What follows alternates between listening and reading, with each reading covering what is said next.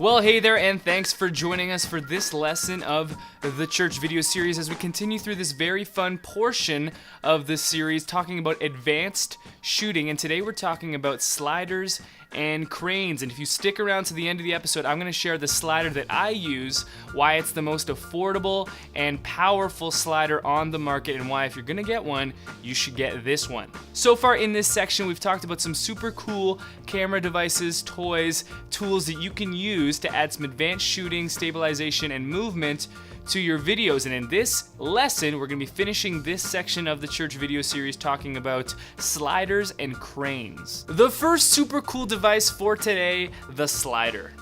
A slider, not the knockout pitch in baseball, and not those mini sandwiches that taste so delicious. A slider is a rail or a track with a tripod head on it. Basically, you put your camera on the tripod head, and this head is connected to the track with wheels, and your camera will just slide along the rail like this.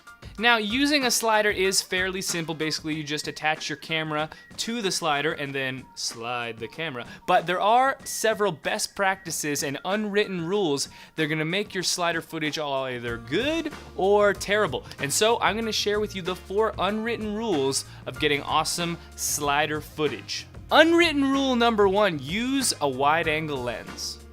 Okay, this is a big one. Just like shooting with a Steadicam or shooting handhelds, you want to minimize the amount of unwanted movement on your slider. And the best way to do this is to shoot with a wide angle lens, because even though you think you might be moving the slider very smooth and very steadily, you actually probably aren't. And having a wide angle lens is going to stack the deck in our favor as much as possible. Using a wide-angle lens will give you a great deal of wiggle room, because any accidental movements that you make while sliding, while they would be noticeable using a zoom lens or a portrait lens, they won't be nearly as noticeable or exaggerated using a wide-angle lens. Because using a slider, you are going to make little mistakes. There will be a tiny bump here and there. Everything's not going to be perfectly and evenly paced, but using a wide-angle lens will downplay any problems that you might have. Rule number 2, shoot in slow motion.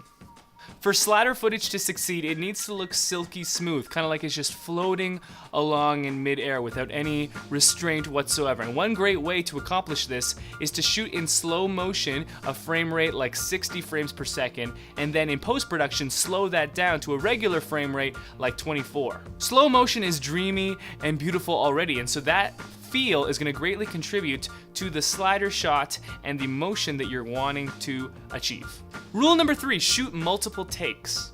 Anytime that you're shooting a slider shot, shoot it 5 to 10 different times. Shoot it once, shoot it again, and again, rinse, repeat, rinse, repeat. You never know when the ground might be uneven, or your hand will slip, or your pace won't be perfectly even, and you won't notice it while you're shooting the shot, but when you watch it on your computer in post-production, you will notice it. So save yourself the trouble and the headache, and just do it a bunch of times over and over again, repeating the first time, so that when you're in post-production and editing, you can choose the best and perfect one.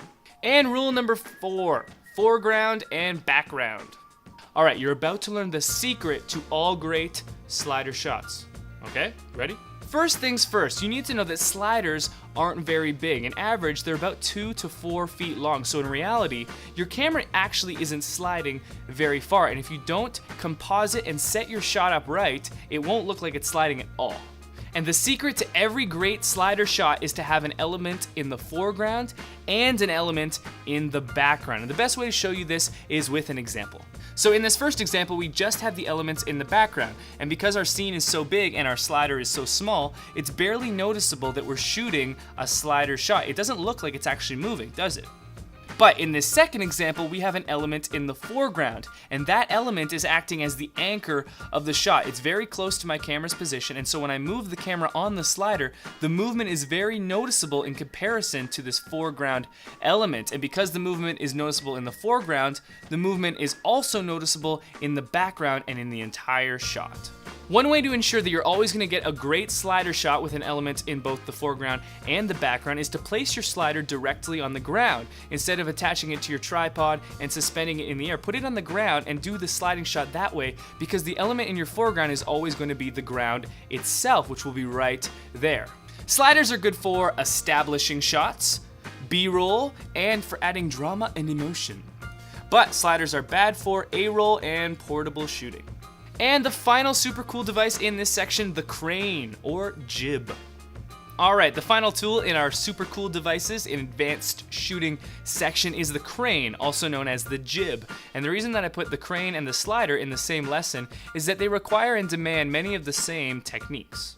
A crane is a long arm attached to a tripod. You put your camera on the very end of the arm, and so you can get these very big and grand sweeping shots on a crane. You can go very high, very low. You can go like, whee, just like that. And although cranes can provide some of the most beautiful shots that you'll ever get, they're very bulky, they take a lot of time to set up, and they may not just add enough value for what you're looking for. And by that I mean they may not be used enough to warrant the price. But I have used and owned a crane in the past, and they're very, very fun and can create some of the grandest shots that you'll be able to capture. And if you are using a crane, you need to employ many of the same techniques that you would with a slider. So shoot with a wide angle lens to under-exaggerate any accidental or unwanted movements that you might have in your shot.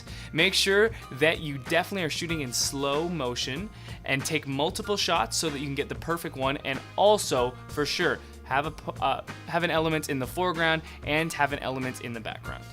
Cranes are good for shots of pure epicness, establishing shots, and B-roll, but they are bad for quick setup.